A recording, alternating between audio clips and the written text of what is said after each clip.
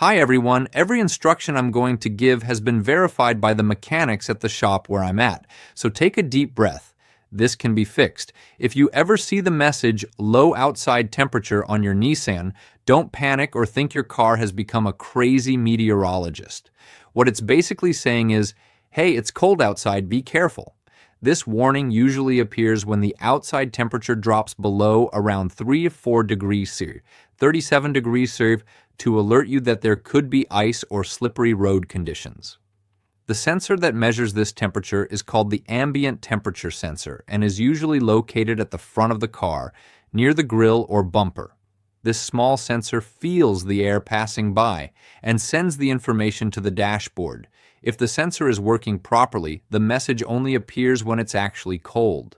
Now here's where real owner stories and forum reports come in. Many times this warning appears even when it's not cold at all. Mechanics report crazy readings like 22 degree F on a sunny day. What usually happens is that the sensor is failing, or its wire or connector has an issue, like corrosion, vibration damage, or moisture.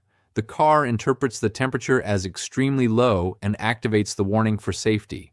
To diagnose it, most owners recommend watching the temperature reading while driving.